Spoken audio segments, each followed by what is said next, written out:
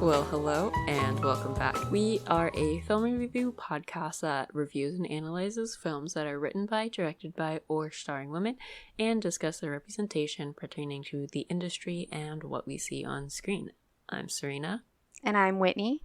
And before we go into the movie that we're going to be talking about today, we'll just go over the structure a little bit. First, obviously, we're going to review the movie, things that we thought worked for it, things that we didn't like. We are going to play a game of FMF, which is Fuck, Marry, Friend Zone, where a game that we play with the prominent men in the film. Of course, we are then going to make sure that we rate the movie, 10 being perfect film, no changes, 5 being wouldn't watch it again, but I enjoyed it, and 1 being should have left it on the cutting room floor, should never have gotten any farther in the production process. After that, we will shout out our VIPs and also give you guys recommendations on movies that are similar if you like this one. So, to lead into it, we are talking today about the movie Dirty Dancing. Dirty Dancing was filmed in 1987. It is an hour and 40 minutes long, so it's not too long. It's pretty standard. You can watch it pretty much anywhere. Streaming, you rent it, buy it.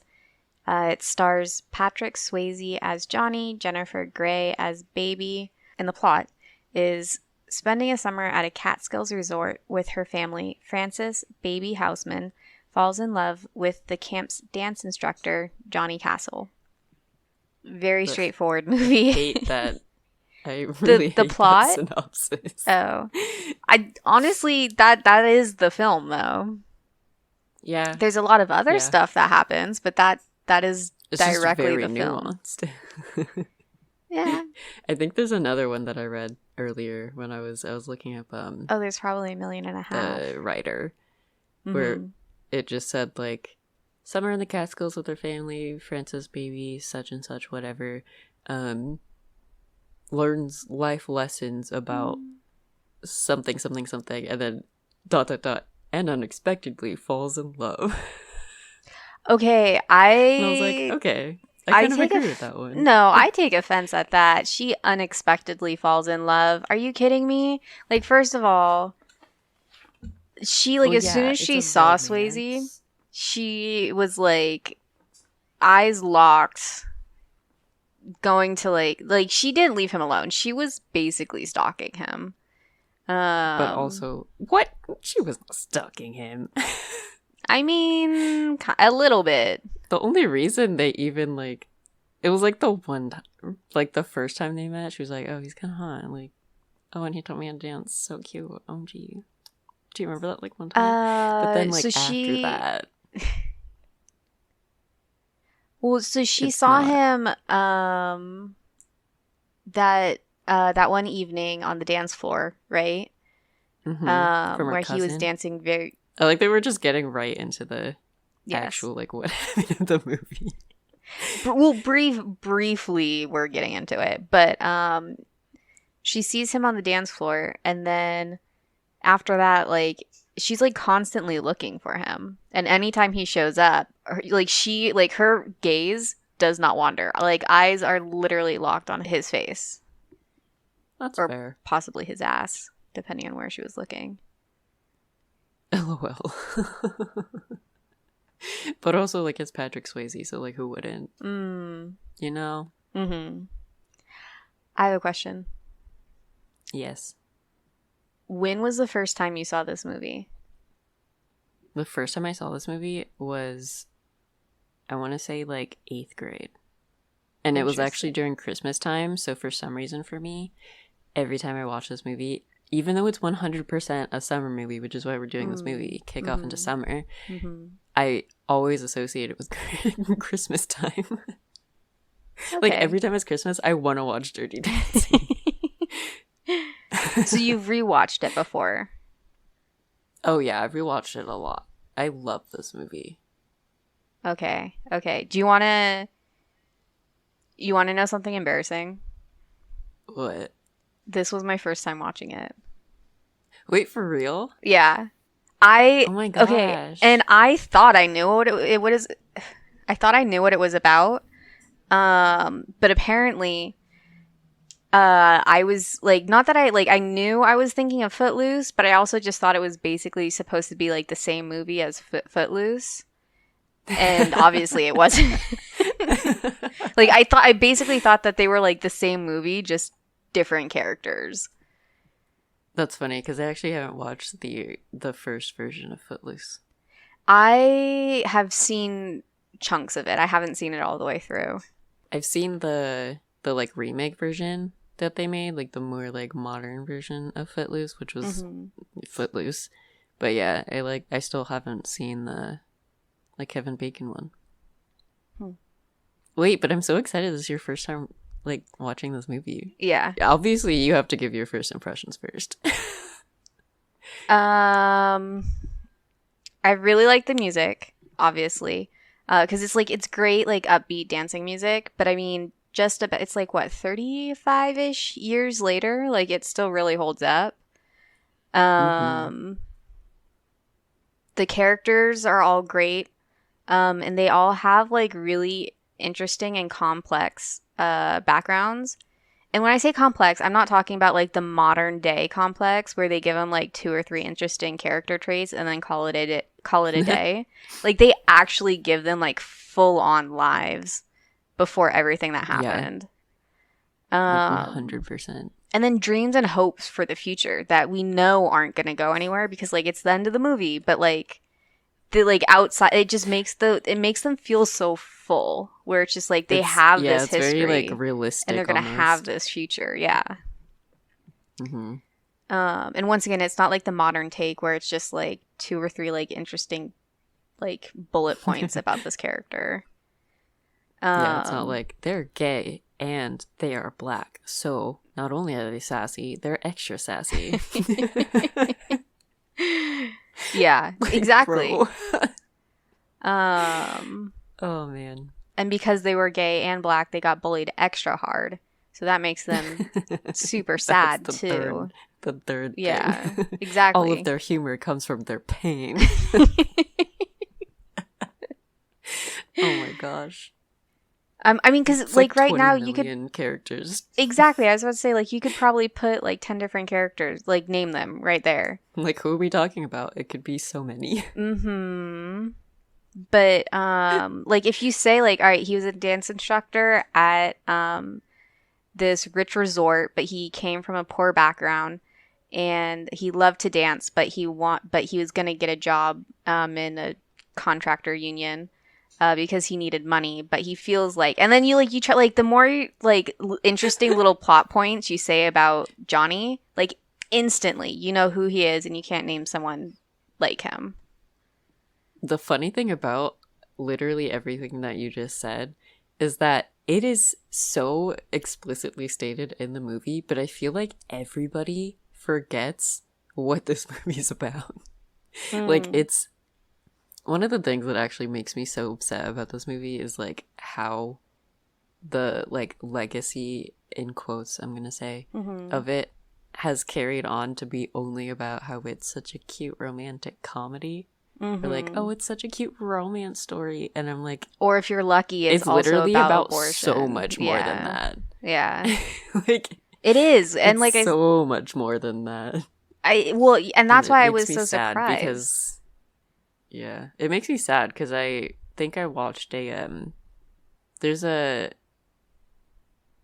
a show on Netflix where it's like a documentary like interview type show called like The Movies That Made Us, and this is one of the movies on there, and they were talking in the movie about how they were like, yeah, like people are probably gonna think this is like a you know, like a fun rom-com movie, but literally this movie, they had such a hard time trying to just get it made in general because of like the abortion thing, but also because they were like, okay, well, like the writers are women, the producers are women. They had to find the director, Emile Ardolino. I don't actually know how to say that name, but I've never heard that name said out loud.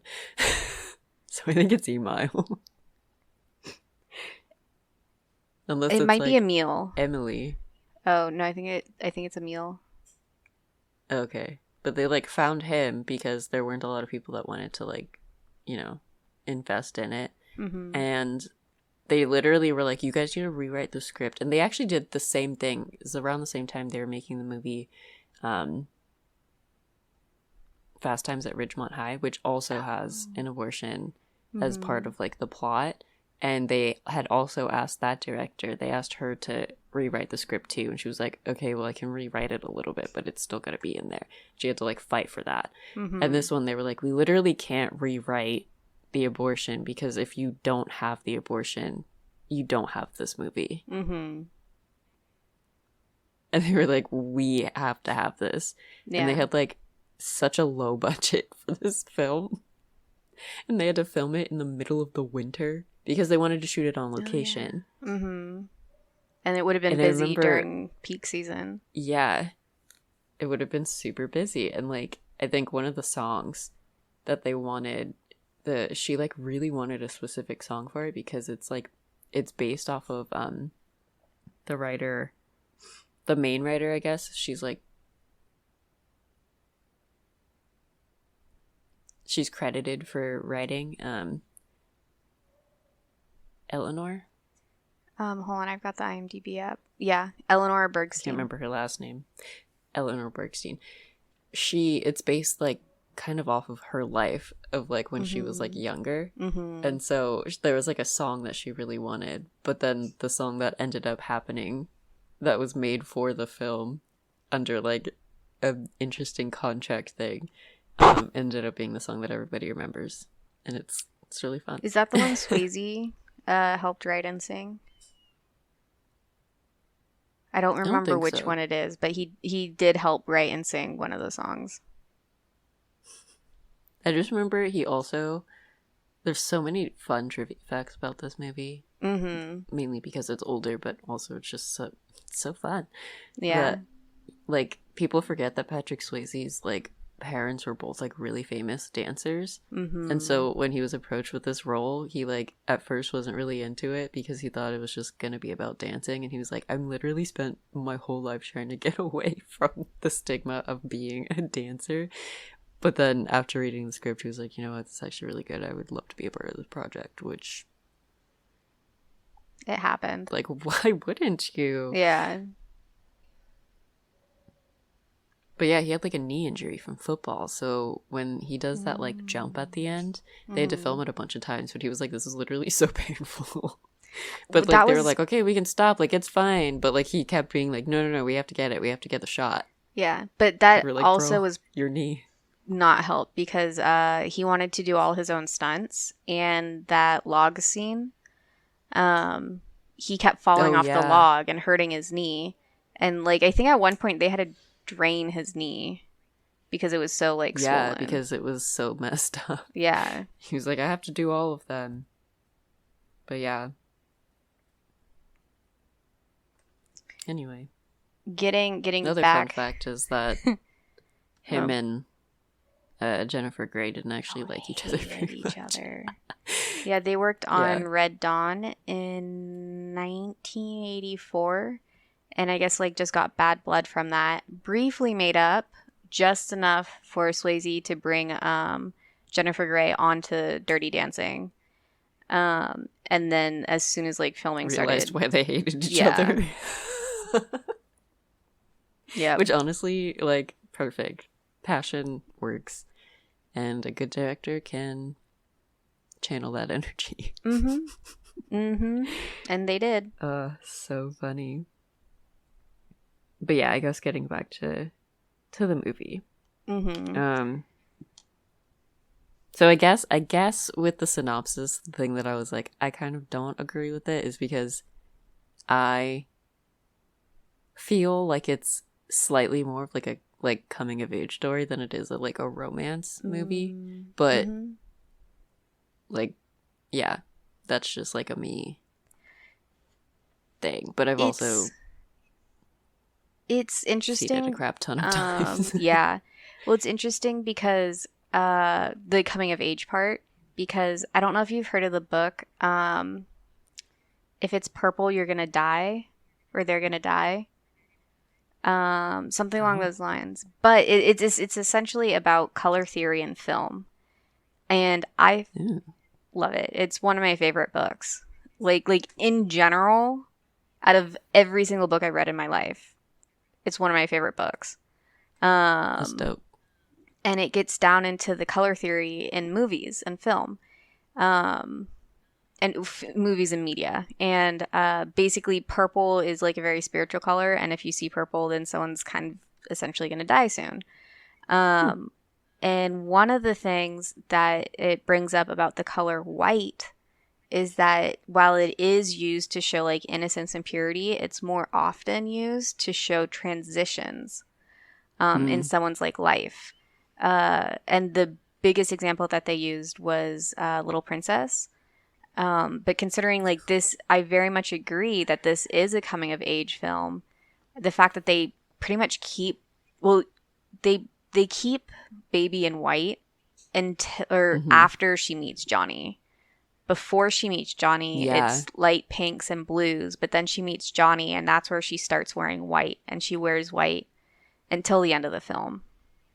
Yeah, she wears like white pants. She also wears more like makeup and less baby doll dresses, which is just like a character design thing that I love about this film. Yeah.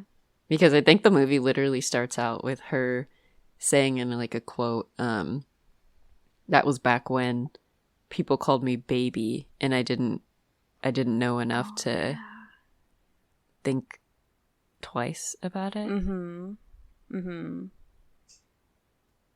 I think that's the quote. But yeah, like it starts off that way. And like it's just so great to have started the movie with that sentence and like your visual of, you know, the Catskills. You get like all of the like really fancy like, oh, we care about the color of our shoes. Her sister's like, I should have brought the coral shoes. Like they go with the dress. And then Dad's like, that's literally not a tragedy. A tragedy is 3 men stuck in a mine. Oh, yeah. Or the use of dogs in Birmingham. And then Baby pipes up with... or monks burning themselves in protest. Because I'm pretty sure that this movie takes place in 60... Is it in the 60s? It's like... Oh, I thought it took place in 84 when it was or 87 when it was filmed, to be honest. Oh, no. So it takes place like during the civil rights movement, basically. Okay. There's like a few, like it's not something I guess you would know. Like I guess technically the clothing that they wear it is like a period piece, but it's easier to get away with in the summer because it's like not as specific, I guess. Like it's not as like grand. But yeah, it's supposed to take place in like 50s, 60s. Huh. Plus most of the soundtrack is that era. Fashion, like most music of the songs that they dance to. Things that I pay attention to as much as I should. So all indicators. I did hear that. It's very loud.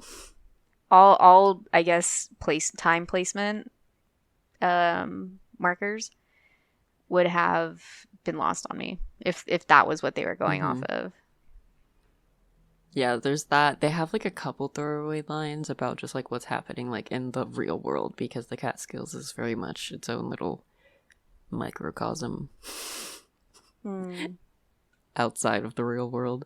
Plus they're all like, you know, the rich people that don't have to worry about what's going outside. Oh no, they live in a bubble kind of a thing, which I think is also a great setting for the film to be had in.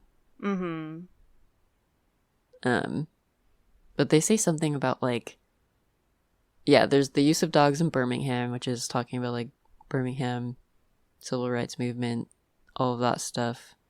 Martin Luther King getting arrested, spending night in jail, all of that.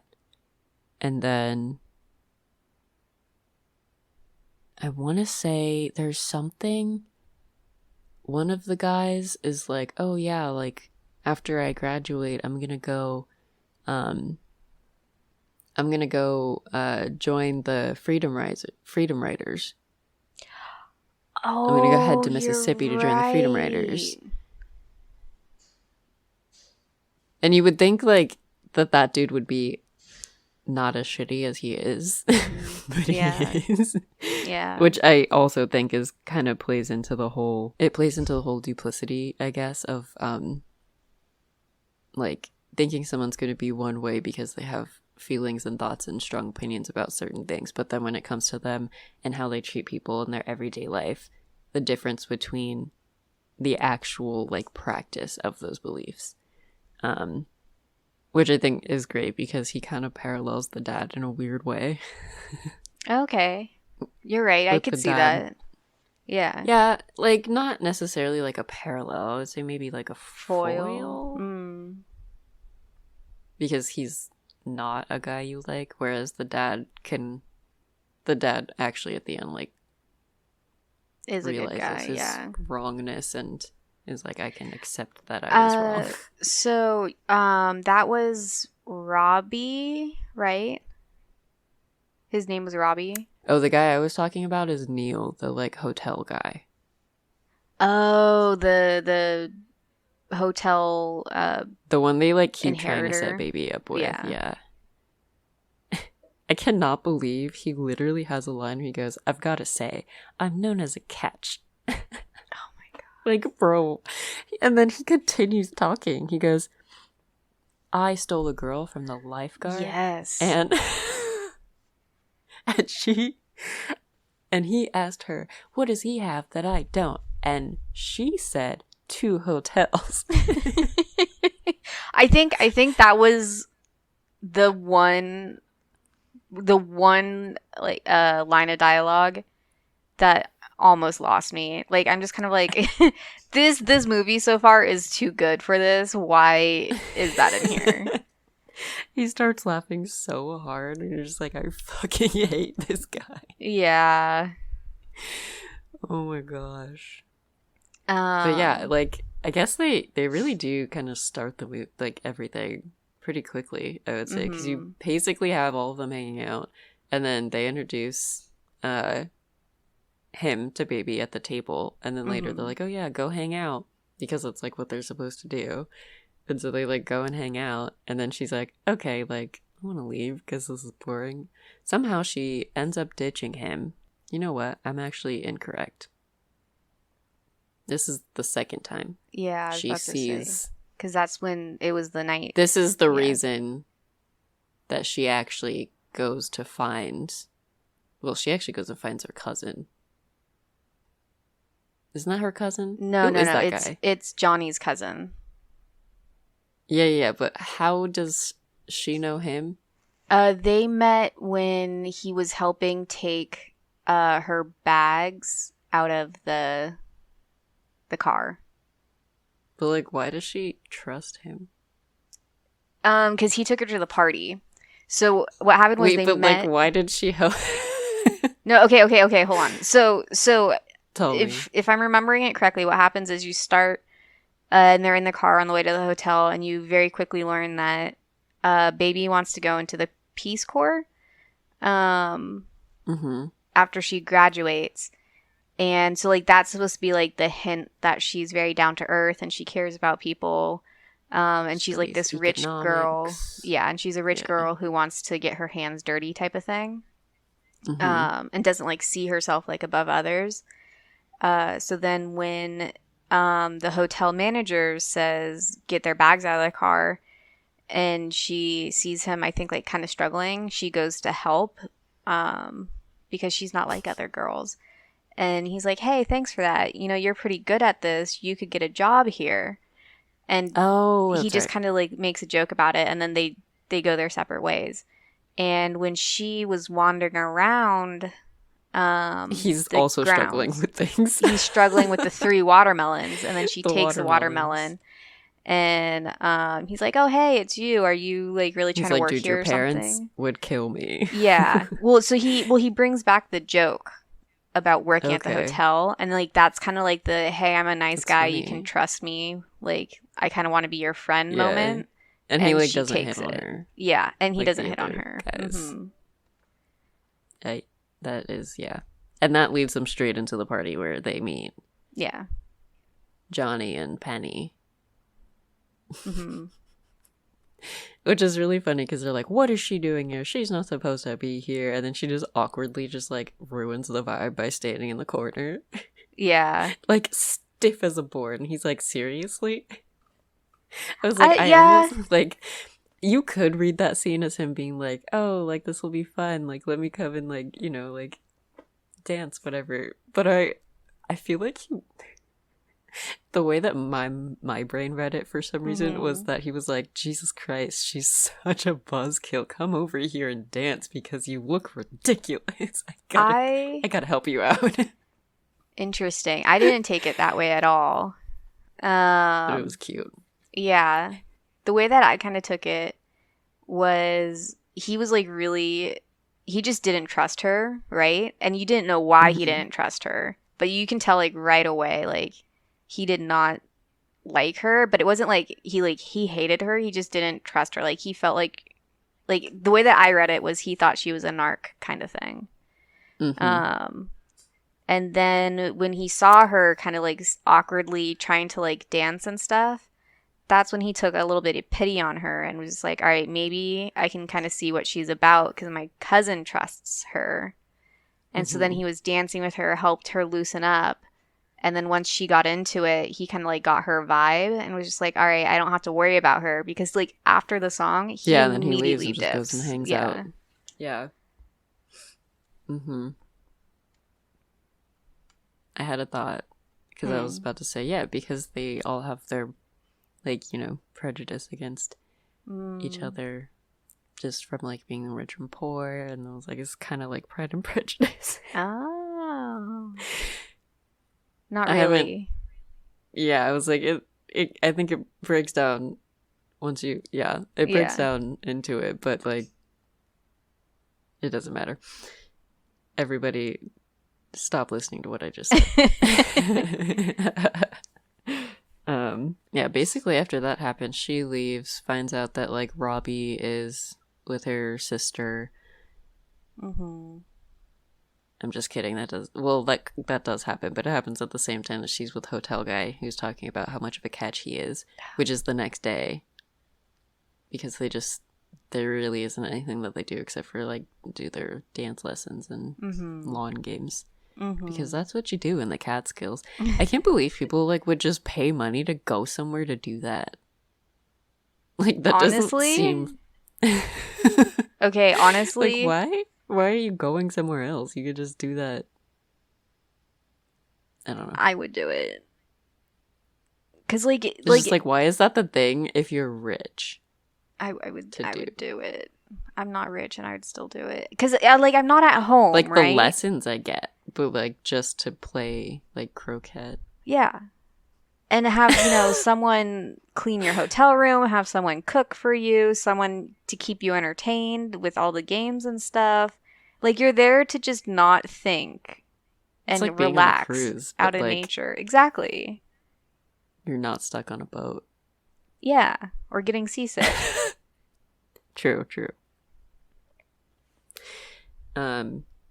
But yeah, which I'm really glad that they kind of just like leave all of that for later, the whole like Catskills thing, and focus more on, you know, the more interesting characters. So that's when she finds out that, yeah, literally they just do all of their dancing. I think you find out the one lady that's like obsessed with Johnny that like Bungalow pays Bunny. him extra for like secret lessons.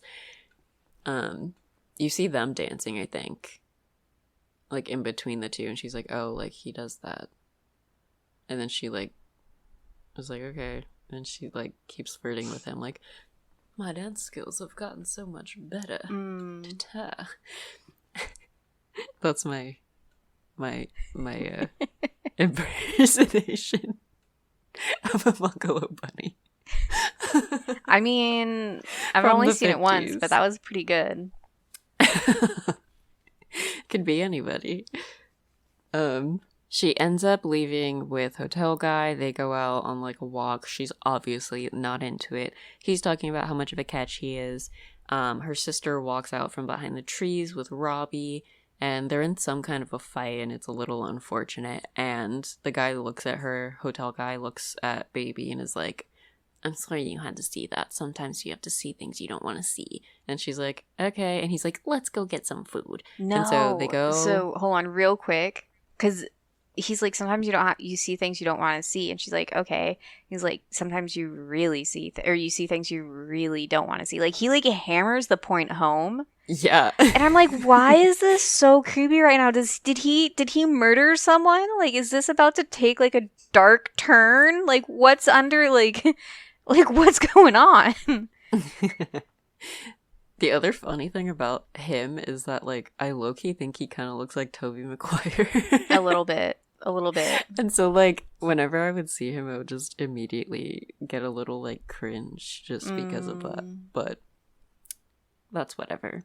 So they go to the freezer and he's talking about all the great food that they have and that she can have any of it because like he's the hotel guy.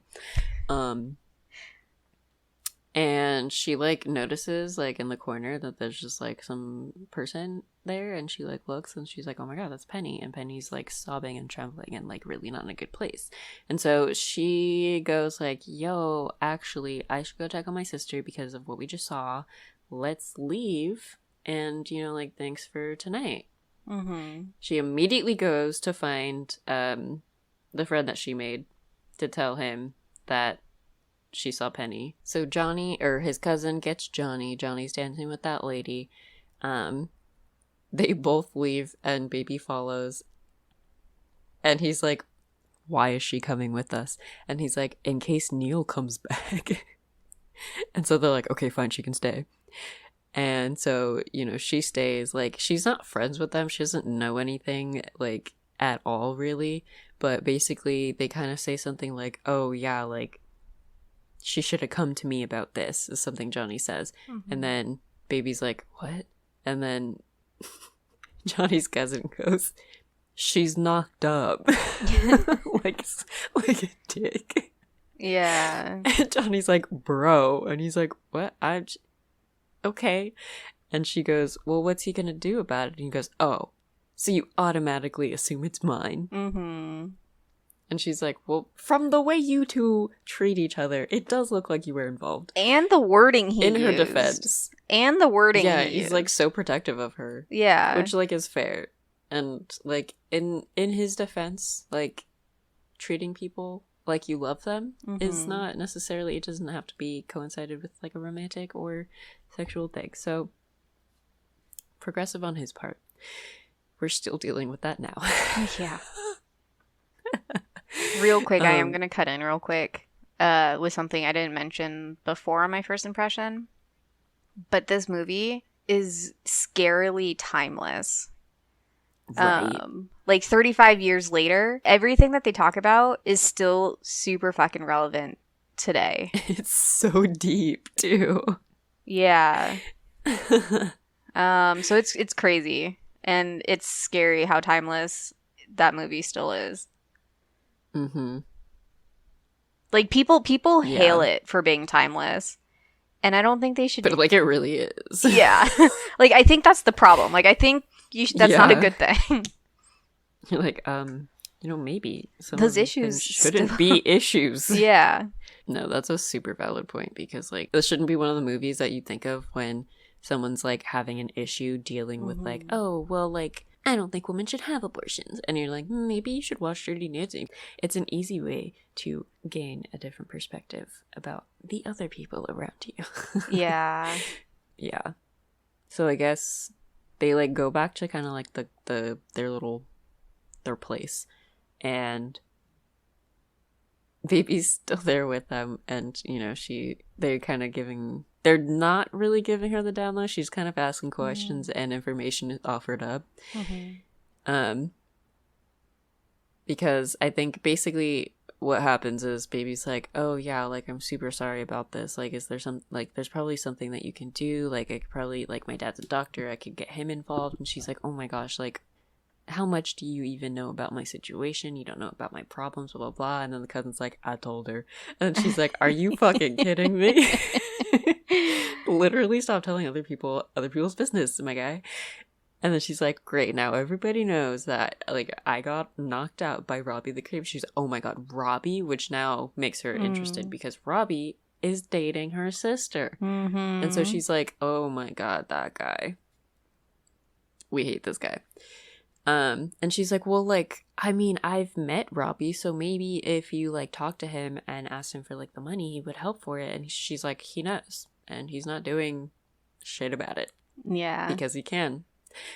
And then this kind of is, like, one of the things that shakes up Baby's world. Because she's like, wait, people don't just do the right thing? Yeah. What? And then that cuts to the next day when she's trying to convince Robbie. She's like, Robbie. She's following Robbie around as he's serving with, like, a water pitcher. And this is where the book comes up because she's like, well, don't you think you should do something about it? And he's like, why? Mm-hmm. Should I be brought down 2 notches by someone who has most likely banged every dude, like, in this place? Because he obviously doesn't know Penny either. And then he says, there are some people that matter and there are those who don't. And then he shows her the Fountainhead and goes like, this is a book, you should read it. I think you'd like it. Yeah, and the Fountainhead, it's basically about objectivism, and essentially people are using that to say that they should only worry about themselves and they shouldn't have to worry about other people. And so you get, like, a lot of, like, really selfish and cruel people who would recommend that book, is what it sounds like. Yeah, so even more reason why we hate Robbie. Mm-hmm. Especially the fact that he's reading that book and, like, using it as his mantra in the time of the civil rights movement. Like, yeah. Bro. Like, I think people don't necessarily think oftentimes about, like, what the sentiments were. Like, they kind of forget, and they're like, oh, that was, like, history back then. Bleh. And it's like, dude, like, that's literally the camp that it was people that were like, I only need to care about myself because other people should. This is, like, the whole pull yourself up by your bootstraps thing. Mm-hmm. Like, and mentality. Like, that, like, guys, where do you think this came from? Like, where do you think those arguments began? Probably when they were trying to convince the government that, you know, black people shouldn't actually be legally considered human beings and citizens. Mm-hmm. Which wasn't that far off from the 60s, so, like... No. I don't understand why people think that after the 60s, they're like, racism ended in the 60s. It's like, you guys realize that was just, like, segregation in schools, right? Mm-hmm. Like, that's the only thing that changed. Yeah. Yeah. Like, a lot of stuff didn't happen because that president got shot, as did Martin Luther King Jr. So, like, I don't know why we keep thinking, like, oh, no, everybody changed and everyone was super happy about it. Like, no, they were literally assassinated. I feel like I don't need to say more. No. Anyway, back to the movie. History speaks for itself. Unfortunately, history keeps repeating itself. That too. History can't be any louder. Y'all gotta freaking hear, okay?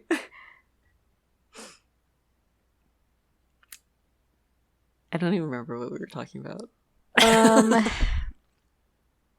She pours the water, like, not on him. Oh, she basically yeah. pours it, She's like, on his dick. Yeah, she's like, I'll get you fired if you don't do the right thing, but also don't come near me or my sister ever. And then she pours it and makes it look like he lit himself. Mm-hmm. And then, doesn't she just, like, immediately go to her dad? She goes to her dad and asks for money. Yeah. And she asks for like, $250, yeah. And she's like, no, I'm not in trouble, but you always told me that I should do the right thing. Which I really like that they keep hammering this idea of, like, this is the thing that you have taught me to do. Like, this is what you love about me as your daughter. This is the one thing that you pride yourself that has come from you in. Like, he prides himself in the fact that she has picked that up from their teachings. And so he's like, like, tell me who. And she's like, I can't tell you. You just have to trust me. And he's like, it's not illegal, is it? She hesitates and goes, no. She goes, no, daddy. And, like, you know, plays on the innocence factor that she obviously has with everybody around her, which is really smart on her part. And he's like, oh, like, obviously that's a dumb question. Shouldn't have asked that. Like, you're right. Let me give you the money. I'll have it to you before dinner. And then she actually ends up giving it to Penny later. And Penny's like, oh my God, you got Robbie to get the money? And she's like, no, he's a dick, like he said. But, like, here's the money. And she's like, what? And he's like, and then Johnny comes in. He's like, oh yeah, it was super easy to go run and ask daddy for money, huh? And she's like, okay, well, like, how do you know I did that? Because, again, she's innocent. And but also, Penny like, does... how come he's being, like, such an asshole? Like, her friend, like, his friend's problems pretty much just got solved. And he's just like, let me be the Debbie Downer. Yeah. Because, like, Penny is like, oh, thanks, baby. Like, I really appreciate, like, the gesture and the kindness, but, like, I can't do it. And he's like, dude, take the money. And she's like, no, blah, blah. And then the cousin tells baby that, like, even if they wanted to do the operation, they can only get an appointment for Thursday, and they have a big gig on Thursday, which now leads us to the actual turning point of the film. So there's, like, the inciting incident, right, which is kind of like all that, and now we're at the first real turning point. And they're like, yeah, like, we can't have anyone fill in because, like, so-and-so's busy, and, like, so-and-so has to fill in for her here, so, like, we're screwed, basically. And baby, no, actually, they're like, you can't find somebody else, and then he makes a joke about, like, what, are you gonna do it? And then the cousin looks over and he's like, yeah, that's a great idea. Yeah, he says a great line. He says, like, what, you want to do it? Want to take a break from Simon Says? Because, like, it's the Catskills. That's all they really do is play, like, child games. But also Simon Says, because up till now in her life, she's just been doing whatever people, like, told her is happening and doing. Yeah. Which I thought was a great little line there. And then the cousin's like, well, I mean, you did see that she, like, she can move. She's got the moves. And he's like, I'd have to teach you all of these steps. Yeah, I was like, I feel like she's definitely not a dancer, you know? Like, I don't... And maybe... I honestly, having seen this movie so many times, can't tell if Jennifer Grey is, like, actually a good dancer. She's not. And, like... Or, like, had to, like, learn how to be a bad dancer for the movie. From the... Because wasn't she on Dancing with the Stars? I mean, that's a somewhat modern show, so I wouldn't be surprised if she learned, especially, like, considering, especially with, like, Dirty Dancing in her filmography. But from some of the behind the scenes things that I've, like, read, is one of the reasons that Swayze and Grey hated each other was because Swayze was such a professional and Grey wasn't. Like, she didn't do anything, like, she didn't know anything, she didn't want to practice. It was quite literally the sequence of him trying to teach her. Yeah. Oh, yeah. And she'd always laugh and, like, mess up takes, and he just wanted to be, like, professional and get stuff done, but he's like, couldn't. Are you serious right now? Yeah, and you're exactly right. It's that one scene when he's trying to teach her to dance, and she just can't take anything seriously, and she keeps messing up. Yeah. And then, of course, you have the iconic things intercut to make it seem like she does, in fact, care as Baby and not Jennifer Grey, where she's practicing on her own with the stairs behind her. So cute. And this is also where, in that scene, is when you kind of start to notice that she, like, I think she literally is wearing a dress in the beginning of that sequence from, like, doing the practices. And as they cross the bridge, it kind of, you see the bridge shot a lot because, of course, it's showing the passing of time. And as you see those, you see, like, oh, she's wearing shorts. Oh, she's wearing, like, brighter colors. Oh, she's, like, putting on makeup. Like, she stops literally, like, to put lipstick on. And then, of course, and the last time that you see her there, she's dancing, like, you know, sexy, professional, confident, super cool. I think she also wears less clothing, too. I like, can't remember that specifically. She, like, wears, like, the tights for, like, dancing and stuff. But, like, you can, I guess, attribute that to the fact that they're, like, treating her like an actual person instead of a child. I'm not sure if that was the point, because it could also just be because it's convenient for having to dance. Yeah. Yeah, so then, you know, they're finally at the point where, like, they've got the steps down pretty much. They're practicing the final thing. She, like, messes up the like, weird double dip thing that they do, and then he's like, oh my god, what are you trying to do, kill me? And she's like, yeah, obviously I'm trying to kill you, because, like, I'm dropping everything that I could be doing on my summer vacation to help you out, doing something that I literally don't know how to do. Like, we have literally 2 days, and, like, yeah, I kind of want to drop you on your ass. And he's like, you know what, we'll just get out of here, because we both need that. So they decide to leave, and he breaks into his own car. Yeah, for someone who later complains about, like, how much he struggles, like, that's gotta be a pretty hefty bill he just created for himself. Yeah, but I mean, what else was he gonna do? He needs a car. There was just no reason for him to have locked his keys in the car. Like, it didn't change anything. Is there ever a reason to have locked your keys in the car? No. But I mean, like story-wise, plot-wise, it changes nothing if his keys were locked in the car or not. Yeah, so now they're outside, and they're, like, gonna learn the lifts, and he's like, alright, I'm gonna lift you, like, you gotta jump, and they keep doing that, and they're like, you know, the best place to do it is in the water. Which apparently was hell to film, because it was freezing. Mm-hmm. And they had to do it in only certain times, like, of the day, because they didn't want to be that movie that has the movie in the summer, but in the water scene you can see their breath in the air. Oh. Because that happens in movies. Yeah. But they were like, we don't want to do that. So they would shoot it at certain times so that they wouldn't get that, like, effect on camera. Fun fact. Then I think they end the day at the log. I think so, yeah. Because that's when he tells her how he got into dancing. Yeah, I was like, this led somewhere. Mm-hmm. She's like, so how did you get into dancing? He's like, oh, like, they taught us how to do all the stuff. And I was like, this sounds fun, let me do it. Mm-hmm. And I think this also is where he kind of starts to mention, like, how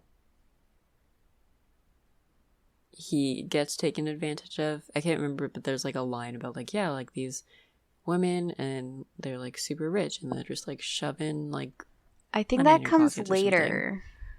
Because that part comes later. Yeah. He says something. I just can't remember what it is. Doesn't matter. I think it was about his... I think it might have been about how the day before he eats jujus, and then he gets here and he's eating diamonds. So I think that's where you learn, like... And it can drop in a second. Yeah, how he's really struggling and how he needs to win the competition so that he can come back next summer and keep the cushy job. This is, like, important. Yeah. That's right. I can't really remember exactly what happens after this.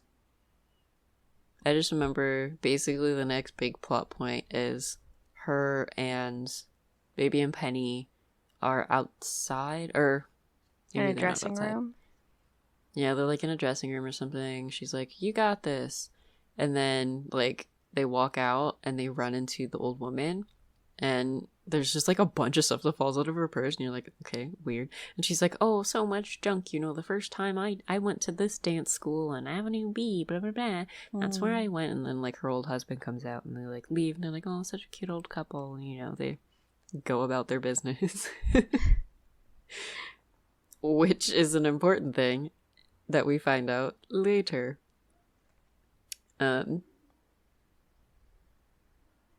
Yeah, dude, I don't know what happens after this. What happens after that? After that, well, because basically they were like doing a fitting for the dress, right? Or she was putting stage makeup Yeah. on her.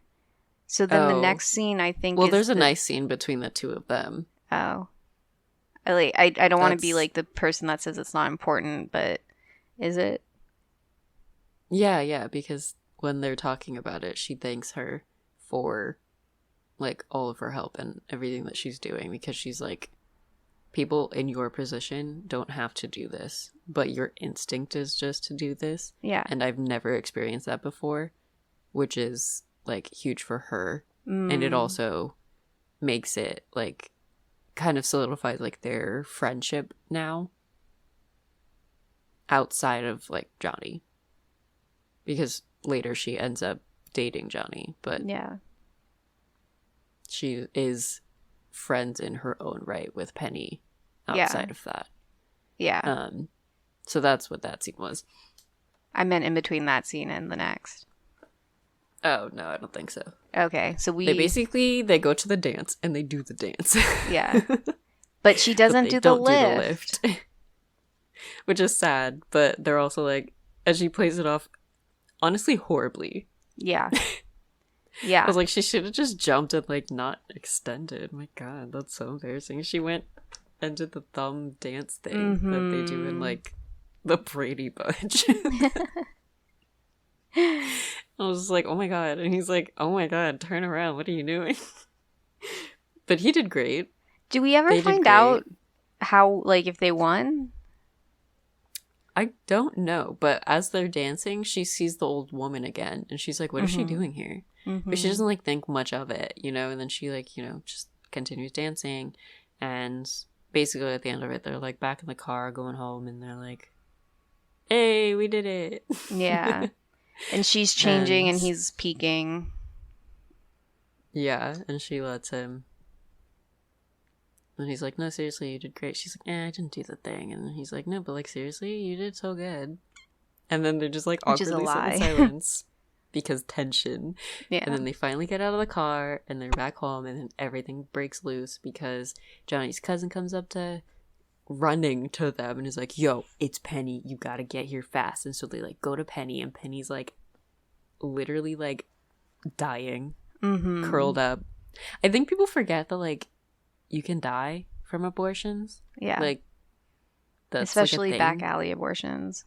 Especially, and, like, before they were, like, medical procedures, like, when they were done, like, it was very common for women to die. After that, like, just from bleeding. So she's literally, like, very much about to die, and in pain, and covered in blood, like, which I was surprised, like, they did. Yeah. And the guy's like, I swear I tried to get in there, like, I really tried, like.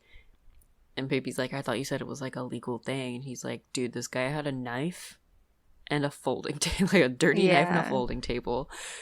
And everyone's like, oh my God, like, that's disgusting and so dangerous. Oh my gosh, like, and they paid the guy, and, like, he has the money, and, like, she could die. And so Baby makes a decision to go and get her father, who had his medical supplies. Yeah. In a bag, yeah. She grabbed a bag. And I just, like, I understand for, like, plot reasons why he has it, but, like, he's a doctor on vacation. Like, why did he bring all of his medical supplies? Like he brought morphine. Is there a doctor in the house?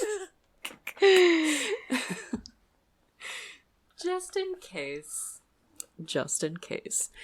No, yeah. So that's how he finds out that basically the money that he gave to Baby was given to someone that he doesn't know, nor does he have a good opinion of, because now he knows that this person that was given the money went to use it for an illegal activity and also an abortion, which meant that she got pregnant outside of wedlock. It's like a really big deal in this time, and most times actually. Still today is like a weird thing. yeah, so basically, like, he tells Baby, he's like, she'll be fine. I don't trust you. You lied to me. I'm disappointed in you. I Don't don't ever want you talk to these hanging people out. again. Yeah. And she's kind of like, wait a second. Like, yeah, I lied to you, but also, what does that have to do with seeing these people again? Well, because it's Well, not like in a literal question, but like yeah. in the kind of like, okay, that doesn't line up with the whole do the right thing and everybody deserves a fair chance thing that you've always taught me. Her light bulb was kind of going off with like, is my father wrong? Yeah. Is my father not the hero I have thought him to be my entire life? And so that kind of starts another big conflict, because then I think he just doesn't talk to her. No, he freezes her out. He like literally gives her the silent treatment, which is stupid. To which the rest of the family picks up on like immediately. Yeah. And like they start talking, like the one sister's like, you're just mad that you're not his favorite anymore. Like he talks to me now and he actually listens when I talk. Like you're just mad you're not his little girl anymore. Is her sister like the older or the younger sister? I'm assuming the older sister, because Baby's she's older. Baby. Yeah.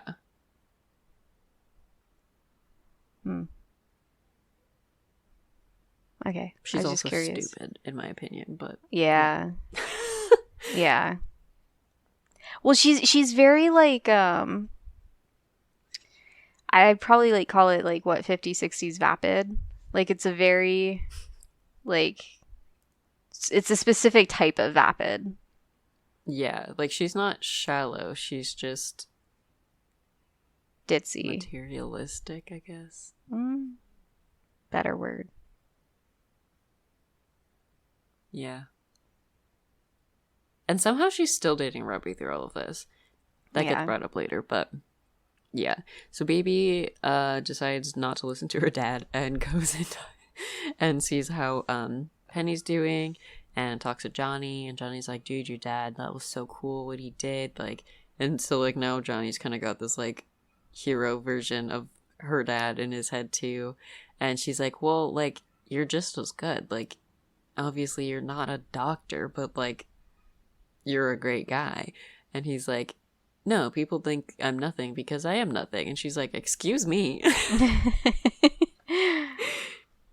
And let me correct that. He's like, you're literally how dare you talk bad about the person I love. Exactly. Is that when they come up with is that the line when she says the like, I think this is the line actually, where she's like, you're really cool, blah, blah, blah. And he's like, yeah, but like people like me don't do, no, it's later. Never mind. This one is like, people like me don't get these chances. And this is where he tells her about, like, explicitly how he's, like, paid to, like, have sex with these women. Okay, once again, I've only seen the movie once, but I thought that was after they slept together. Because, like, they slept together, and then it's the morning, and they're kind of having, like, pillow talk. And she's just like, do you do this a lot? And then he gets really offended. Because, like, he was just, like, super vulnerable with her. And she's just kind of like, oh, you're vulnerable with everyone. Like, she makes light of it. And it seems to be, like, the first time he's ever done this with someone. So it means a lot to him. And then that's where he shares the fact that women just take advantage of him and use him. And he's a thing, not a person. And she's starting to treat him that way, too. The part where she goes, like, I don't know why it seems like this would come later, but maybe it is the part where she, like, admits that she, like, likes him. You've just watched it too many times. I know. She says, like, because they're, like, kind of, like, arguing about, like, his worth and, like, stuff like that. And, like, people like you, people like me, blah, blah, blah. And then I think she says something like, well, I'm, like, super scared that I'm gonna go out and Yeah. like live my life, and I'm never gonna feel the way I feel like I do when I'm with you. And he shuts up and is like, okay, fuck. Yeah. And then they just kind of progress naturally from there. Maybe they do sleep together after that. I don't know. Yeah, they do. Is that when that happens? Yeah. Well, yeah, I know we did skip one scene. I think it might have been like right before this. But it's daytime and Baby's checking up on Penny, and Penny's just like super, super grateful. And then she like clocks that the two of them, that Swayze and Baby and Johnny, really like each other. Oh wait, no, maybe that's after they slept together. It's after. Okay, never mind. So maybe they sleep together. Yeah. And then it's the morning, and then it's the thing that you said. Mm-hmm. And then it's them both visiting Penny. Yeah. We got this. We're putting it together. I'm sorry, I rely on you for the notes. Yeah, except my notes are out of order. But that's fine, because like they're like together kind of, but like not really. Penny's like, yeah, thank you so much for this, and then she's like, also he's like super protective of people, so like you know, there's certain things that like he has that like he's been scarred by life, and you are innocent baby, so there might be a disconnect there, so just like be careful. You know what I want to know? Like his backstory, like that really interested me throughout the whole film, was like how protective he is of everybody. Like once he claims you as his, like he's ride or die there for you. Like he's got your back no matter what. Like his cousin, Penny, Baby, and like I obviously like everybody can be like that, and there are people who are just naturally like that, but like he takes it to the extreme. He's giving much dairy vibes from The Outsiders. Which is who he plays in the movie of The Outsiders. Did you not read the book either? It depends. Describe it to me. Greasers, Socias. Oh my god, Whitney. Have you not read my favorite book? No, I guess not. I've heard of it, probably because of you. I'm shocked. Oh, you'll have Whitney, to lend it to me. You have to watch. You have to read it. It's short. It's not super long. You could probably read it in like if you were really into it, you could read it in a day. Okay. Like, it's not very long. Okay. I can lend it to you. Oh my god, I can't believe you haven't. It's another really good 80s movie that features Patrick Swayze, Rob Lowe, Ralph Macchio, Emilio. It features all of them, and then it has a Stevie Wonder song, and the soundtrack. It's really good. Ooh, they made a director's cut, and they released it on HBO Max. Oh. Okay. I wonder if we could do that one for the podcast, because technically, like, she wrote it. Yeah. Because, like, the book's written by a woman. I just don't, like, and she was on set. Oh, I thought I meant the screenplay. I just don't remember if she was actually, like, given writing credit for that or not. Hold on, let me Google this. In the middle of this podcast. While you're doing that, I'm gonna go check on these brownies. I fucked up on these brownies, yo. What happened? Why are they so crunchy? It's fine. They still taste good. They're just a little hard. Back to this movie. I don't even remember where we are in the movie. They slept together. Penny warns Johnny off of Baby because he cares too much, and she's just a rich girl who's gonna go home at the end of summer. And he tries to stay away, but like not Penny, Baby, all she has to do really is like bat her eyes at him. Show up. Yeah, basically. Appears.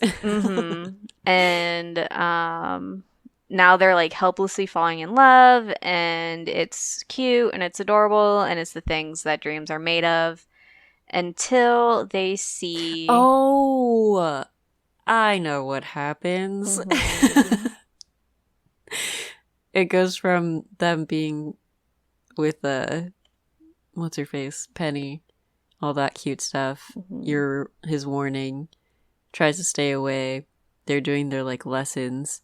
During their lessons, hotel guy comes in looking for Johnny, realizes, oh, she's taking lessons. Make sure you get what you paid for. A bunch of like backhanded comments. Okay, hold on. Okay, so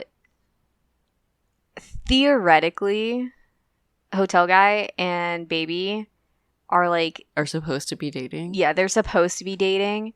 Or they're courting. They're That's courting. what they did, courting. Yeah. They're courting. And he treats her like staff. And we already know that, like, he doesn't treat staff well. And, like, we can see that he doesn't treat her well either. But, like, the fact that he's just like, oh, by the way, I need you working on props. He does mention this because the morning after the dad helps Penny, he tries to leave. But then hotel guy does come back and he's like, no, you have to stay because I need baby. So you're not allowed to leave, essentially. I mean, there was more to it than that, but like that was kind of the main point. And he reiterates during the private lesson scene that he needs her help, and like doesn't let her say no or say like I have plans or anything. He's just like, hey, you have to get to work like one of my staff, and just uses her as free labor, assuming that that's supposed to impress her. Yeah. And this is the part where he is like, oh, Johnny, I have a great idea. And Johnny's like, yo, dude, I've been so excited about having new ideas and fresh stuff. I've been working with like a lot of the staff actually on like new stuff that we could totally use here and like teach other people, blah, blah, blah. And he's like, oh, you're getting far too excited. No, I just meant like you guys do the mambo and I want to do the pachanga. And then Johnny just kind of has to sit there and be like, okay, fine. Whatever, because you pay my bills and I want to keep this job. To which then afterwards, of course, he complains and is like, what is it? He says like, oh, he's so stupid. He wouldn't know a new idea if it hit him in the pachanga. Yeah. Good old 80s movies, man. And then baby's like, well, like, why don't you like tell him your ideas and stuff? And he's just like, and stand up to the boss man, like he pays my bills, all of that stuff. He won't listen to me. Then make them listen. Fight harder. And then he's like, fight harder? Like, I don't think I can do that. But then they like have to stop because they see baby's dad and sister and Robbie, and they're like, oh crap, like let's hide, make sure they don't see us. And then it's a really awkward silence of, I think it's baby specifically who makes them hide. Oh yeah, it is baby, because then he gets up and he's like, fight harder, huh? I don't see you fighting or running off to dad telling him I'm your guy. Yeah. And she's kind of like, okay, but like it's different with like me and my dad. And he's like, I don't know, baby. It really isn't. Yeah, well, because now he's getting war flashbacks of all the women who used him. Yeah. And, you know, they kind of break up real fast. And it's a weird disagreement, but yeah. Which then prompts, Is it weird? No, like it's weird for them. Oh, okay. Like they have a weird, like they're in a weird space. Gotcha. With each other. Okay. Because they like don't break up, they just are like in a fight, I guess. Yeah. And then, oh, you know what it is? It's is it the next day? I think it is the next day. The next day they're like working on the props and he's like going over stuff, and the one lady is like, hey, like it's our last day here. I've got something special like planned. And like baby sees, but then she pretends not to see, and he like glances at baby, but she like looks away. And then he, like, has to go over to the table because they call him over. And he's like, hey, man, like, it's our last day here. You've been treating my wife well. Give her some extra lessons. And, like, hands him a wad of cash. And he's like, I'm actually, like, really busy, so I can't really do extra lessons. It wouldn't feel right to take the money. And he gives him the money back, which is like, oh my god. Because he knows he's worth more. Aww. And he's exercising that right. Oh my god, it's so gorgeous. Yeah.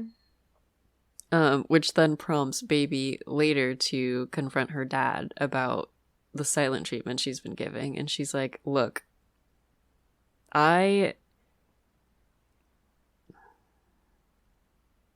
She goes like, look, I'm sorry I lied to you, but, like, you lied to me too. Okay? Actually, it's... Oh, God, I want to read it. I wish I had it pulled up. She goes, I'm sorry I lied to you, but you lied to me too. You taught me that, like, everybody was alike and deserved a fair chance. But what you really meant was that everyone like you deserves that. And, like, I disagree. So, like, I'm sorry I lied to you, but...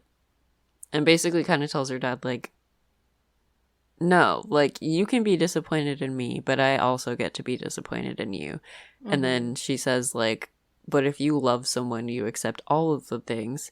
This is crazy because this speech is generally the speech that's, like, the like, big speech between the couple. Of, like, no, but I love you, blah, blah, blah. Right. But it's fun because it's actually between, like, it's the relationship between her and her dad of being, like, I've put you on a pedestal my entire life. You've always been, like, the perfect, like, person, like, hero in my head. And I'm learning that, like, you're just as human as everyone else. And she literally tells him, like,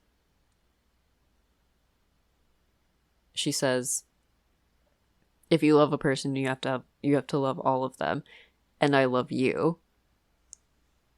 And then she starts, like, kind of crying, and I think so does he.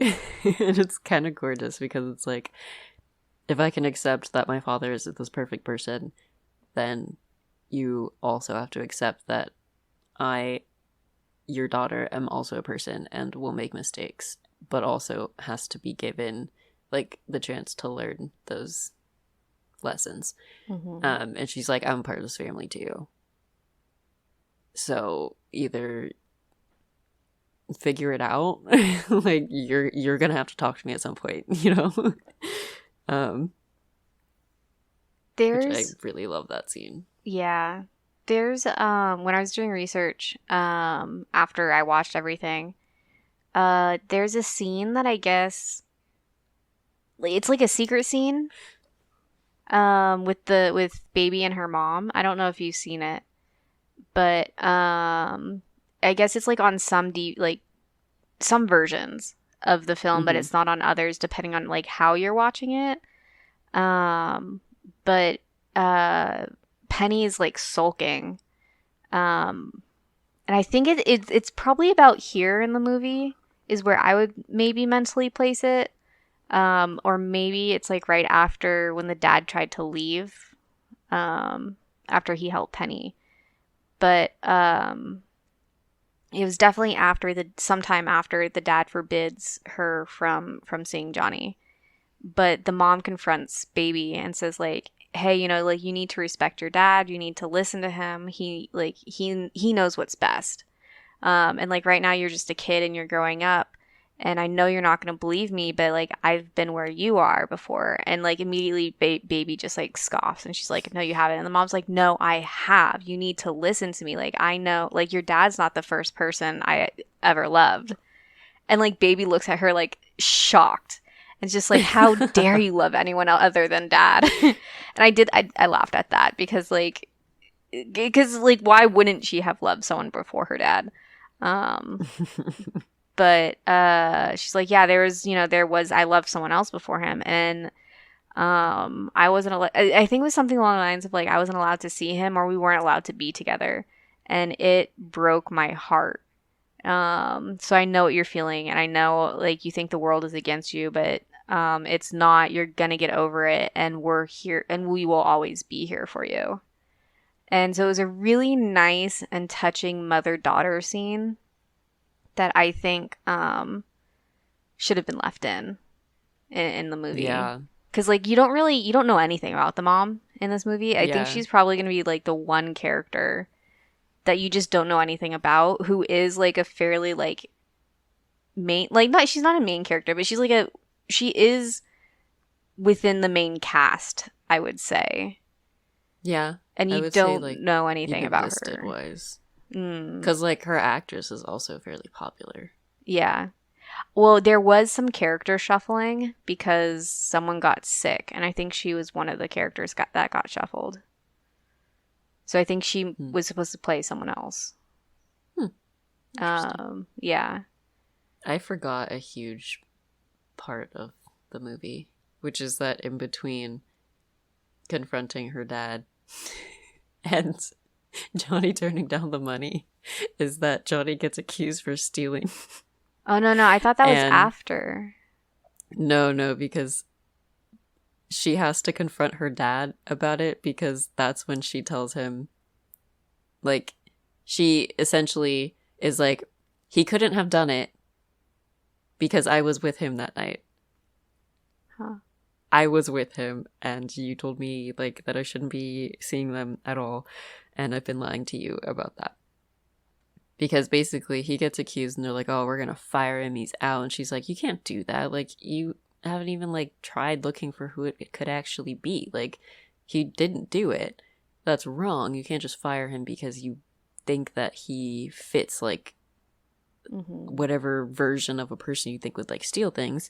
And that's when she kind of puts two and two together about the old couple and tells them, you know what, check out the old couple. They've got, like, a lot of really weird stuff, and also I've seen them around at like other places. And then that's kind of like when they make up again, because then Johnny's like, no one's ever done that for me before. Like, it's after the dad, so I'm sorry. Oh, okay. So I think we're on the same timeline, but the way that I Johnny have it turns in my down head, money. Yeah. And then he's accused for stealing. No, so the way that I remember it is he turns down the money, right? And then the sister goes to Robbie's place to sleep with Robbie, and then sees that the bungalow bunny is already sleeping with Robbie, so she runs away because, you know, her heart is now shattered. And the next morning, when the bungalow bunny is leaving Robbie's place, he sees the two of them. Yeah, he sees Baby and Johnny.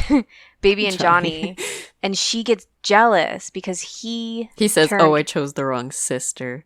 No. The bungalow bunny gets jealous of Baby because Baby got Johnny.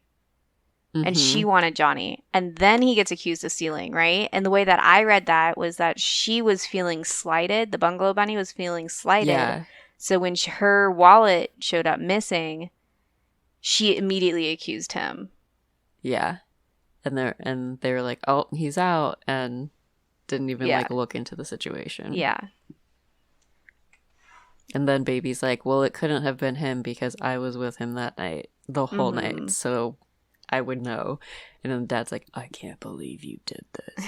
But then she's, like, totally right, and actually tells them about the old people, and the old people are, like, Bonnie and Clyde all over the country. Yeah.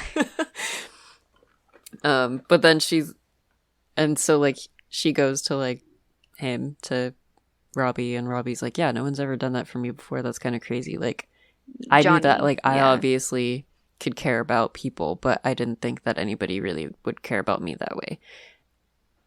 And so, like, I don't know, I just feel kind of great because you did that, and you basically, like, at this point now they're kind of switching roles because he's kind of like, well, you've given me, like, hope in people again. And she's like, well, I've lost it because they're still fucking firing you. Yeah. And, like, they're kind of, like, sad. He's, like, sad because he's like, well, I don't want you to, like, lose that. But, like, at the same time, it's true. And so they're like, okay, well, I guess he's, like, leaving, and that's gonna be that. but he's gonna leave before the dance, and it really sucks, and he doesn't like get to stay for that, and it's really sad. And I she like does her all the main stuff. concern. One of her main concerns is that she doesn't get one last dance with him. Like, Well, yeah, it's obviously like she the has, final dance. yeah. It's just Like it's like a she big has, thing even for the resort / hotel thing. yeah. I mean, she's got like these really great concerns, and oh, by the way, here's like this silly little thing that I was like banking on. Our big hurrah. Mm-hmm. Yeah. And so it's kind of like sad, and then I forget exactly what happens, but basically like the big day comes and he's gone. But he comes back for the dance, and they're like sitting at the table, and it's the iconic line that he really, really hated and didn't want to say, which is nobody puts baby in a corner, because she's sitting there with her family. He didn't and want she's to say literally sitting in that? a corner. Yeah, he didn't want to say it because she's literally not in a corner. It's also a stupid ass line. It is. Like, He I pulled it off, honestly, I don't think so. Like, it's a stupid I ass mean, line because, like, I don't know why it's an iconic line. People are like, oh my god, nobody puts yeah, baby in a corner. that's why I I'm don't like, like. why is That's that why I the don't line like y'all it. remembered? Like, when that line finally came on the screen, I'm just kind of like, what is this? Like, this, why is this so famous? It's not that good of a line. It's really not. I was upset. I was so upset at, like, the big reveal of that line. Like, that was the line? Really? There's so many other lines that I have literally quoted that are so much better. Mm-hmm. I'm scared that I'm gonna leave here and live my life and spend the rest of my days never feeling the way I feel like I do when I'm with you. Like, That's a come good on, line. that slaps. Yeah. You're gonna tell me nobody puts baby in a corner is better than that? There's not even a corner. It doesn't make sense. Yeah, I think I they don't actually know. say something. They say something about the fact that it doesn't make sense and that there's literally no corner. And I think it was like there was a set change or something. Oh. And like, but they're like, well, we have to keep the line for some reason. They're like, shouldn't we just scrap the line? They're like, just say the line. And they were like, but it doesn't really work anymore. But they kept the line anyway. It's a stupid She's ass like, line. it doesn't make any sense. There isn't even a corner. Yeah. But yeah. So he shows up, does a dance, and he's like, I can't leave without saying a big hurrah goodbye. And they like do the dance, and it's really precious. Mm-hmm. And everybody dances on the dance floor. Then you have the... They're not even narrators. I don't really know who these guys are. But you have the black guy and you have the Jewish guy. Oh, I We're thought it talking was like the about... hotel manager and like his friend. I don't know, but... That's funny. You're like, hotel manager, friend. I'm like, black guy, Jewish guy. Because they're talking about, like, it's the 60s. And Yeah. so they're talking about, like, the war when we had nothing, the depression. Yeah. Or he says the war when we had no meat, the depression when we had nothing. And now, it just feels like it's all slipping away. Like, how do we, like, what's the next thing that's, How do like, we coming keep out? how do we keep the kids interested in coming here? That's why I thought it was a Yeah, hotel how do guy. we stay relevant? Yeah. Which, yeah. And he so I probably just is a assumed the hotel black guy was his like friend / business partner. That's also when I thought it was in the Maybe. 80s.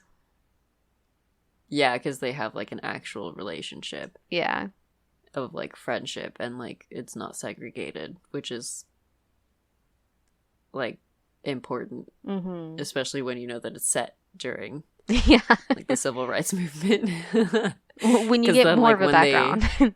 yeah, and like their whole thing, like just the fact that he's there is like a big deal. And I think originally in the movie they wanted it to be even more of like a thing, but they just, you know, studios. It did, like, okay, so now having like the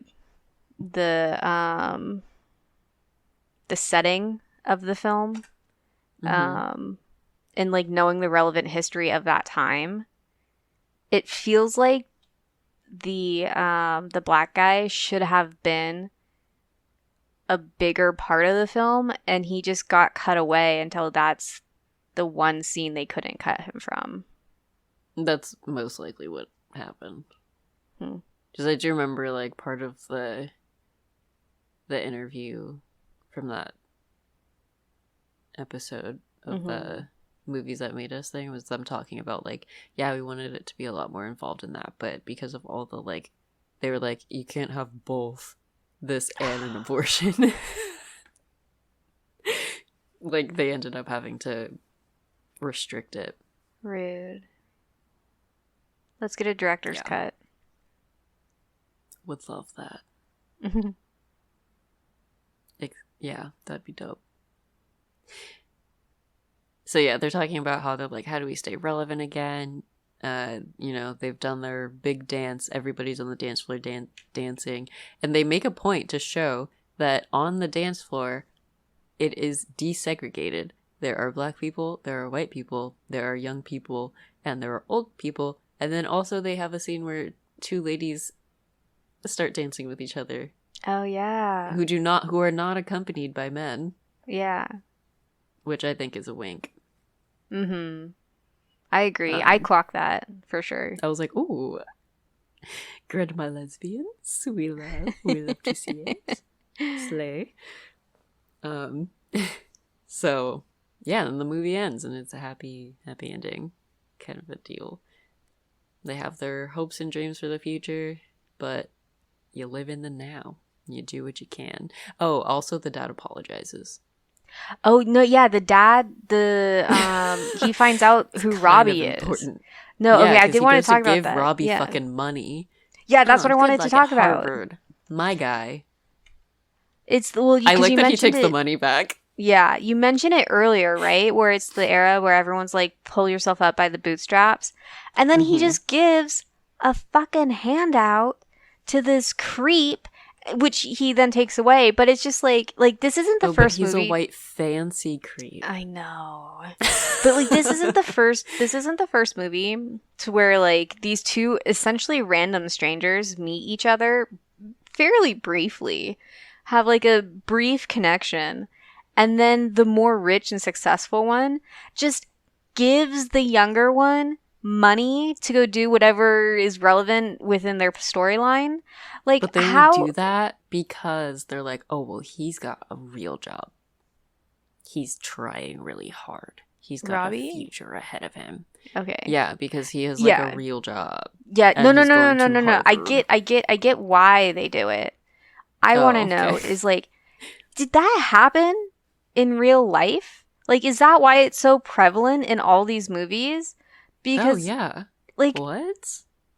So you mean I missed the era where I could just form a brief connection with someone and then have them give me free money because I have a promising future? Like, not what? You're a woman. They'll set me up with a rich son, whatever.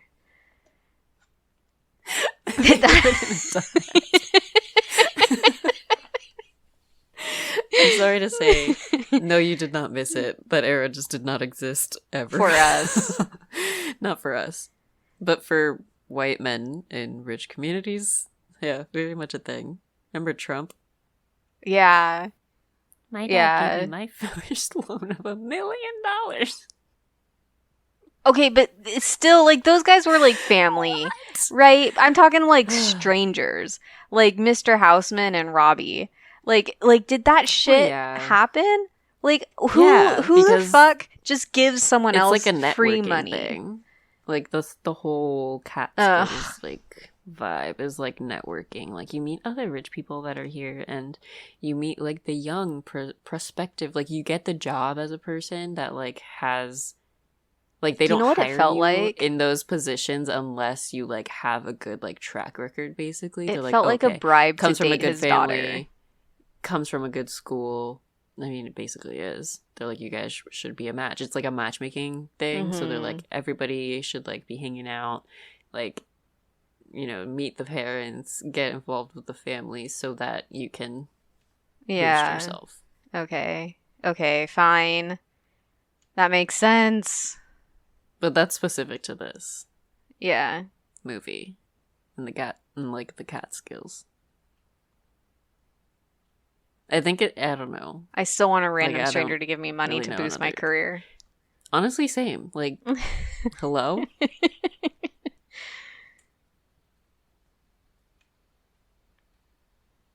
that happens. Yeah. I'm just saying. We have a podcast on like a lot of stuff that would, show that we would be a good investment. I agree. Anyway, so the dad is like, hey, here's some money for Harvard. And he goes, hey, thanks for this. Also, thanks for helping out with the penny situation.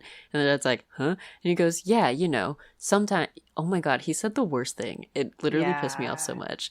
He goes like, yeah, sometimes like women like that, and like when you're in that position, like they'll just blame it on the first guy like they happen by. And the guy's like, what the fuck, dude? He literally snatches the money back, which I love. And then he goes immediately to Johnny and is like, I found out who really was responsible for it. I was wrong. And when I'm wrong, I say I'm wrong. But he never apologized. He apologized in every word but saying the word, which I think was a big cop-out. For like, as progressive as the film has been up to this point. Yeah. For even just a little, I'm sorry, I think would have gone a long way. What does Johnny say in response? Because he also says something about like, your daughter's great and you should treat her as such or something like that. Yeah, that sounds about right. And now the movie's over. Yeah. Now that everything's been wrapped up. Now that we've done all of that.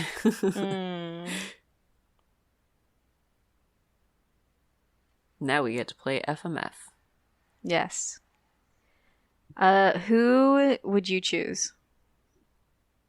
I'm trying to think the three characters. 3 guys. Johnny, cousin, Robbie?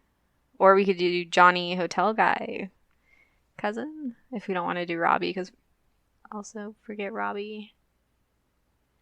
I also want to look up just as bad as Robbie. Hotel guy. Neil. His name's Neil. Hotel guy is Neil. Don't know what the cousin's name is. Can't be Johnny because that's the main guy. Do you think it could be Billy? Sure. Why not?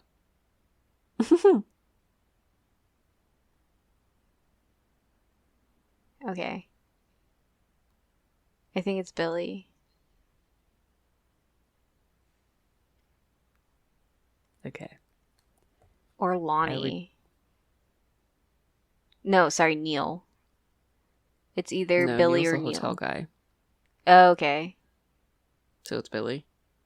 Billy sounds like it would be the character of like the best friend, you know? Mm-hmm. Because normally I feel like it's Johnny, but like it can't be Johnny because Johnny's the main guy this time. You know, in the 80s. Mm-hmm. Yeah, it's probably Billy. I do Billy, Johnny, Robbie. Billy, Johnny, Robbie. Okay. Okay. Or we can make it really interesting and do Johnny, Robbie, Neil. Johnny, Robbie, Neil. Ooh, why don't we just do both? Because you got 2 sets of FMF. Yeah, because you got the good set and the bad set.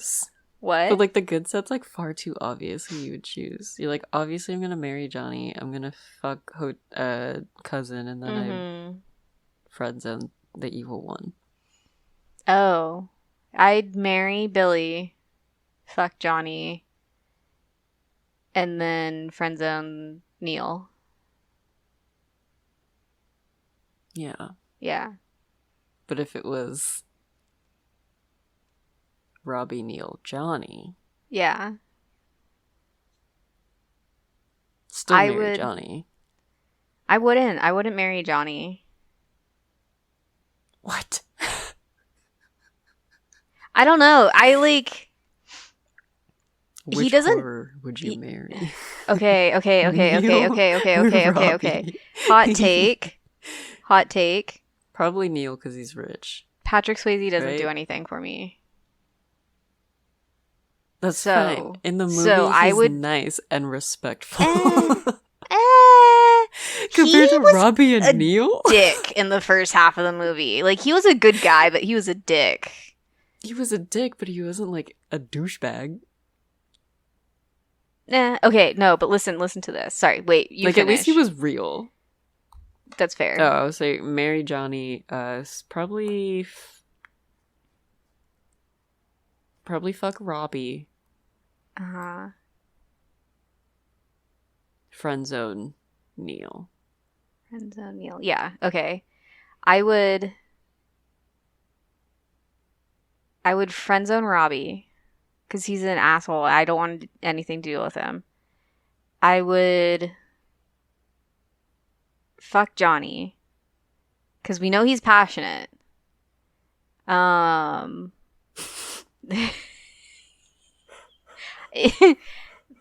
then what's his name? Billy. Oh no. Who are we doing? Neil. I would marry Neil. I would marry Neil. I would be the trophy wife because like when he has that whole weird, moment when he's like, you really see things you don't want to see when you work at a hotel, right? When you have that weird moment, like I'm just like at that moment, like I made a note to myself. I'm like, oh, he definitely has sneaky links. Like dude, and the way he tells baby goes, make sure you're getting what you're paying for. And I was like, whoa. Yeah. You're just okay with this? He's sneaking around. Right? So I'd marry him. I'd know that he's going to be cheating on me, right? But I've got that prenup. And so at any point, if he divorces, half of everything he has is mine. Like, I'm thinking this through. I'll be the trophy wife. At least modern day. Because were you allowed to have a prenup in the 60s? I don't know. Probably not. I really doubt it, because you weren't allowed to have your own credit card as a woman. That's fair. I'd still be the trophy wife. He can do whatever the fuck he wants as long as I get pampered. Also get to. Yeah. Yeah. It's gotta go both ways. Mm-hmm. That's fun. Yeah. Well, then, like, what would you rate this movie overall? Oh.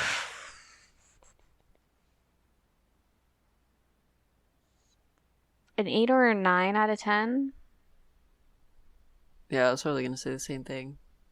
So I was like, I watch it a lot. Mm-hmm. Well, I don't watch it a lot, but I think about watching it a lot. Yeah, I'll probably give it an 8 because I'll think about rewatching it a lot, but I don't think I actually will. And not in like a bad way. Just there are other movies that I it's just like would prioritize. Yeah. It's more of like a nostalgic thing. Like and like even when I do watch it, sometimes I don't really watch it. It's just on to keep me company. Yeah, I would do that. I would definitely do that. It's an emotional support movie. But it's like a good one because it's actually very well written and very well made. It's very meaningful. Yeah, there are definitely some films that we review. And when I'm rewatching it for the podcast, I'll specifically put it on in the background, even if it's the first time I'm watching it. I've done that with a lot of the films we've done. Just because like it's hard for me to now just sit down and like just watch a movie.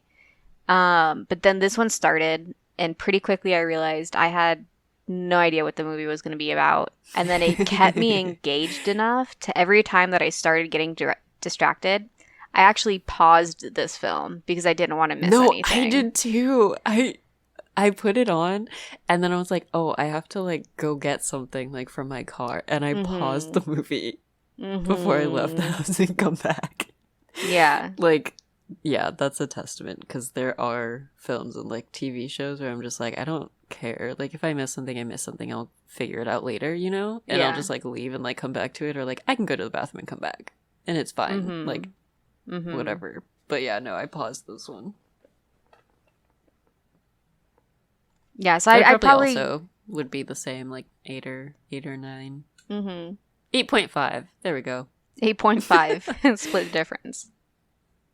It's still an 80s movie, still kind of cheesy. But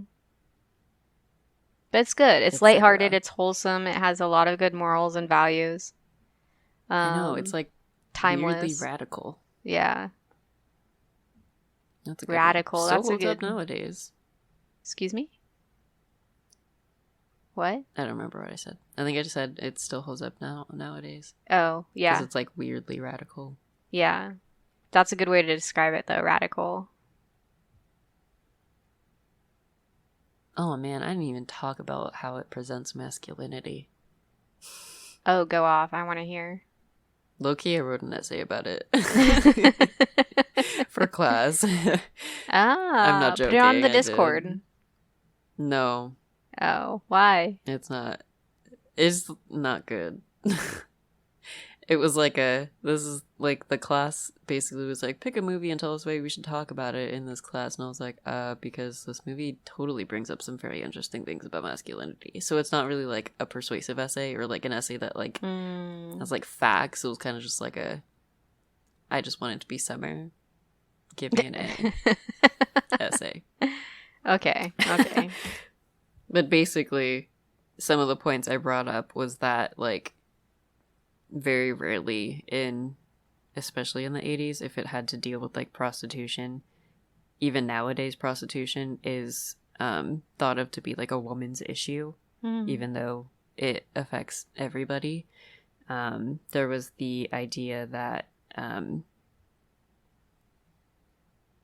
like his worth didn't really come from how masculine or not he seemed, because like he's a dancer.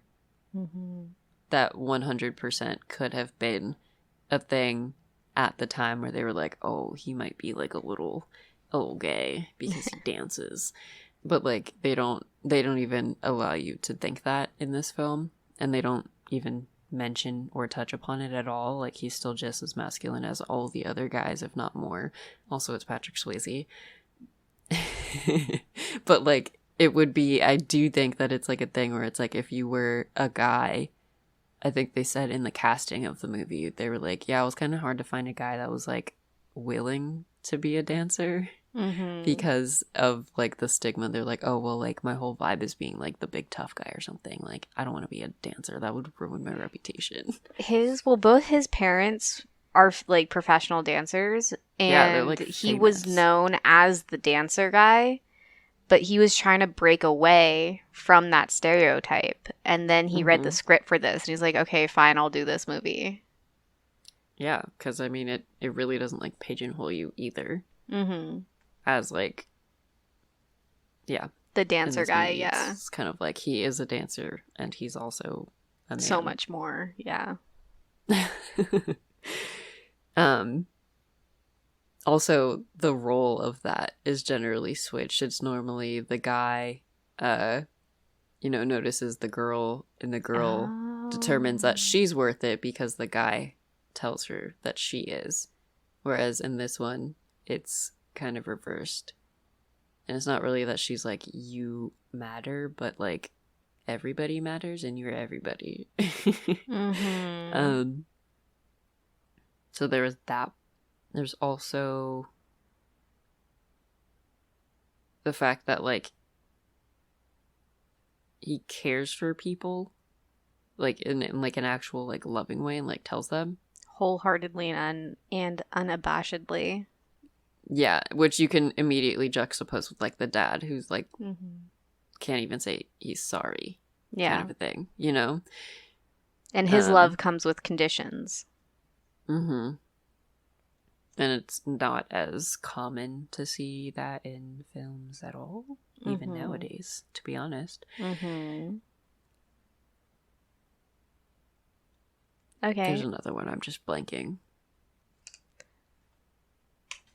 I actually really like those points. I didn't even think about it like that. Well, I mean, I had a whole lot more to think about, considering it was the first time that I watched it, and I basically went in blind, so... Yeah. I mean, even as far as just the woman's representation, like, obviously passes the Bechdel test, but, like, to have Baby and Penny end up being friends, I feel like you don't see in films very often. Like, honestly, it makes me think of Legally Blonde sometimes, because I feel like those two movies are, like, that's what, 10 years later? Ish, yeah. And like even then, when you see it in Legally Blonde, you're still kind of like, oh my god, you never see this. Yeah. Which is like a testament, you know? Mm-hmm. And especially for them to be friends outside of Johnny and like dating Mm-hmm. them. Like they aren't just friends because Baby's dating Johnny. They're friends because Baby cares about Penny, and Penny has received that and in return cares about Baby. Yeah, they respect each other. Mm-hmm.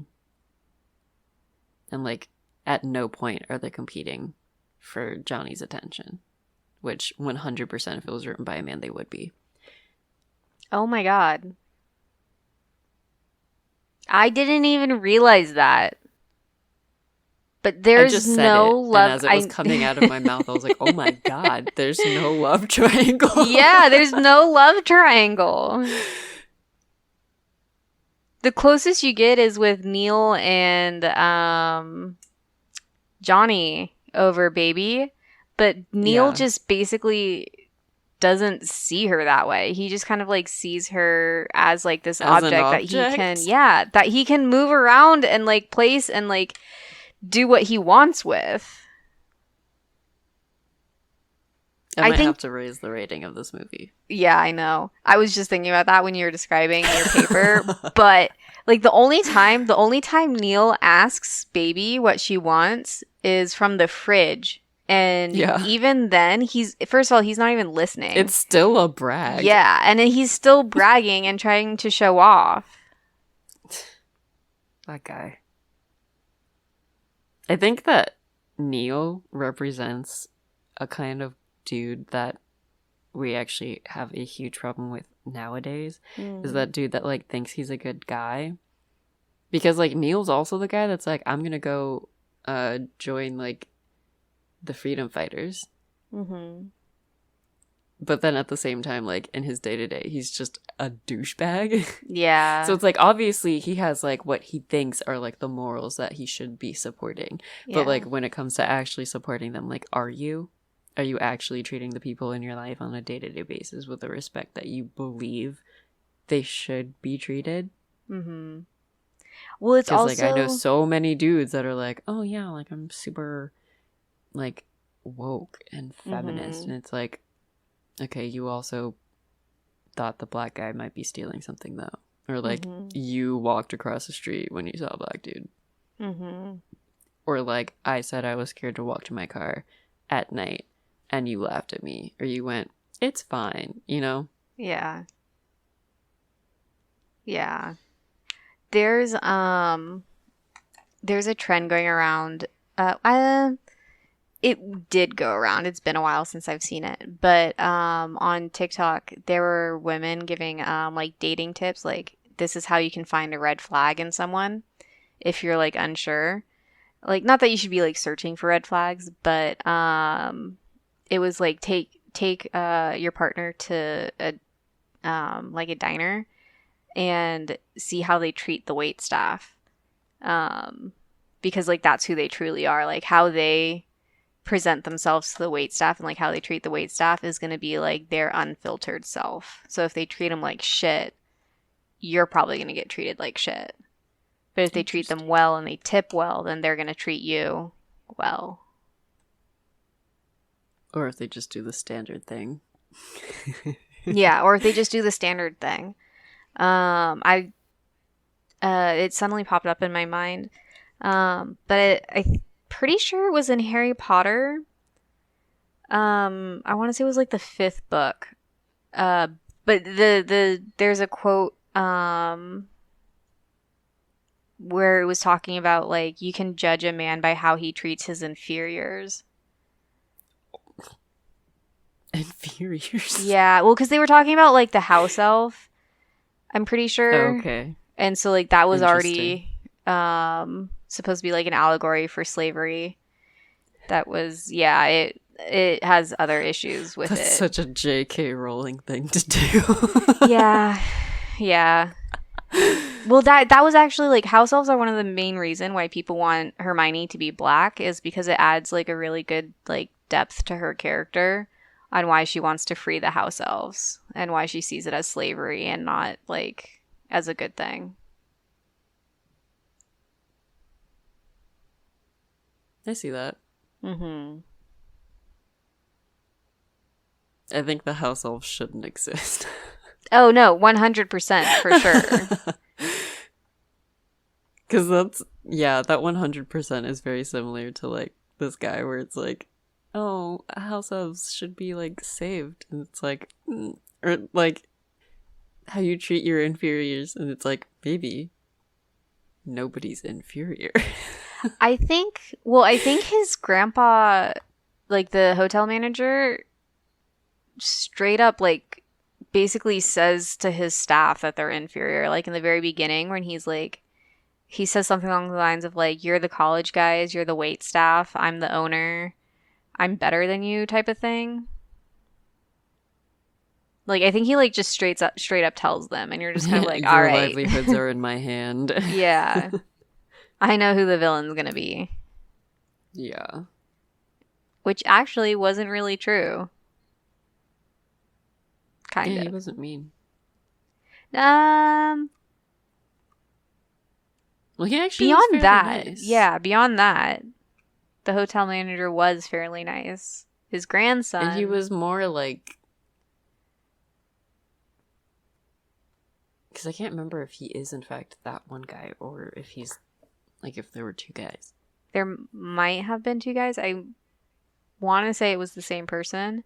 Because if it was the same person, it feels like it goes back to that, to what I was saying earlier about how at the end, he and the black guy were talking, and it felt like they were just cutting out the black guy's scenes. I feel like that could have been like the start of their storyline together. Hmm.